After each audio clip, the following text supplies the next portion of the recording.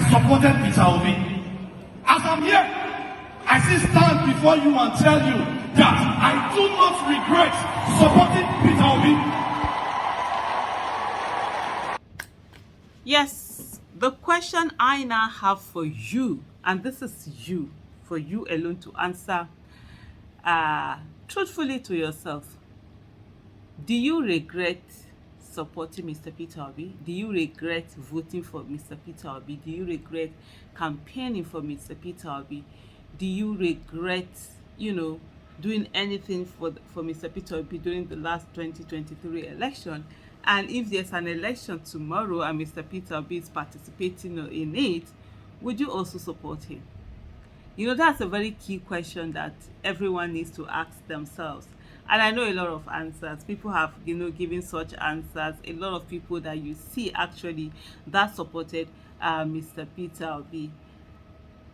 At, let's say, 99.99999% tell you they do not regret it and that they will support him again, they will do it. Unlike the other ones where you see a lot of regret, that's not for us anyway.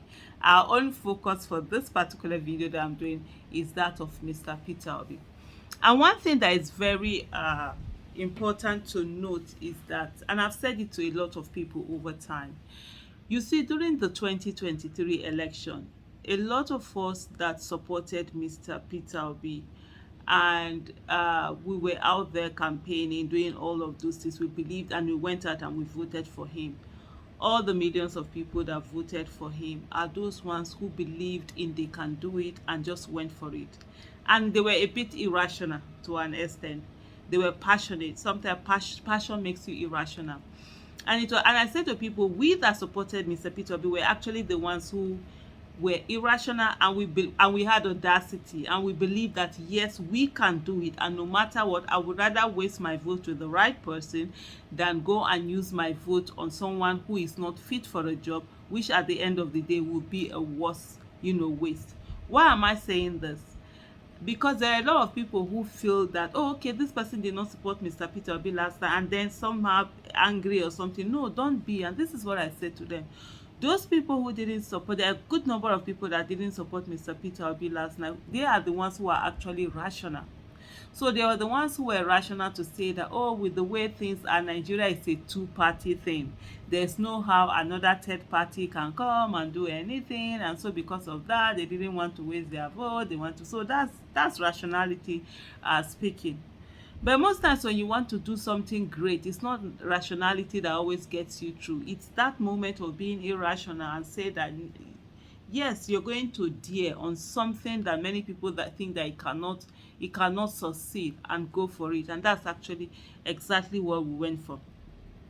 So there are many people in the last election that didn't vote for Mr. Peter Obi, weren't in support of Mr. Peter Obi. And some of them even said it themselves that if he was running either APC or PDP, the so-called two main parties, that they indeed would have supported him. But because he was in an unknown party, relatively unknown party, which is a third party, a third option, they felt that he didn't have as much chance to win. And most of these people, now they're seeing that chance every day. They no longer have those thoughts or those permutations or those inklings, because they have seen what the people can do and also what Mr. Peter Obi himself can do. And so what does that mean? That means coming back to 2027 election, if Mr. Peter Obi decides to run, there are a lot of people, he already has a support base that are interested in him and do not regret the fact that they voted for him. I'm sure you are one of his support base that he can trust and rely on. And if you are, please drop it in the comment section and let me know that indeed you are.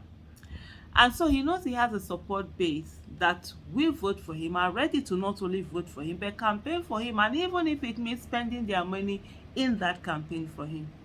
And then as we go into this election, Mr. Peter Obi and the others are also aware that there are a lot of people who in 2023 did not give him a chance, thought that it could not be pulled off, even though they liked him, they would have loved him to be their candidate, that now know that it is not what they thought in 2023, and so therefore it can be possible. So these are some of the people that are going to be voting for Mr. Peter Obi also, that will join in voting him. And then there are some who have found out that the Muslim ticket and the Emilokon ticket does not really put food on the table, because when you go to the market and you tell them that, oh, Muslim ticket or Emilokon ticket, they don't reduce the price for you. Neither do they reduce the school fees price for you when you tell them Muslim ticket or Emilokon ticket.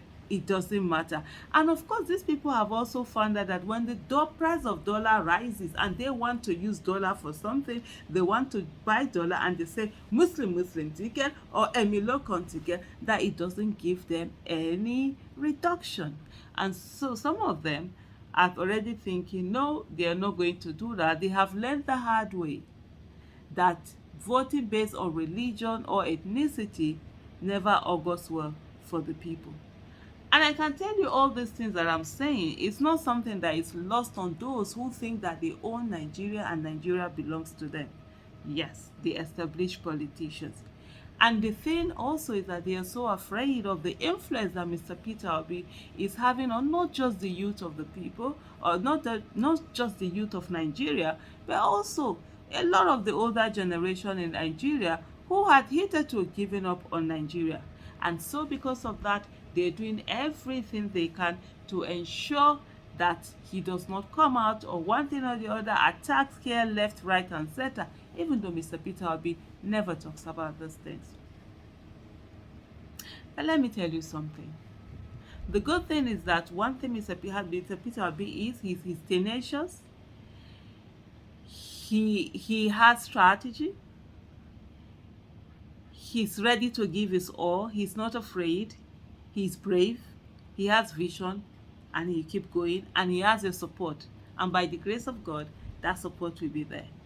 And so these are some of the things that really make, the establishment very angry, and this illegitimate government that has not been able to find legitimacy, because of course the people know that the mandate that they have belongs to none other than Mr. Peter Obi. So at every point in time, you see them bringing people to radio houses, attacking Mr. Peter Obi here, there, and there.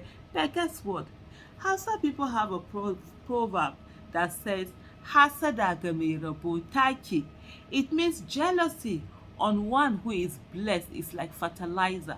So the more they attack Mr. Peter Obi, they bring people to all sorts of, media houses for them to come out and continuously disparage, accuse, attack, malign Mr. Peter Obi. Guess what they are doing? They are helping to sell his market. And so more and more and more, Mr. Peter Obi, without paying a dime, without using any money, is on all media outlets, on all media news, whatever conversation, whatever it is that they're having to bring Mr. Peter Obi in, and that is helping to put him more and more in the attention and in the sight of the electorate, of the people of Nigeria. So that at the end of the day, you all have name recognition. You don't need to ask, who is Mr. Peter Obi? No, that's not what is going to happen. So, let me ask you once again, do you regret voting Mr. Peter Obi? I supported Peter Obi. As I'm here, I still stand before you and tell you that I do not regret supporting Peter Obi. I thought not. See ya. Bye.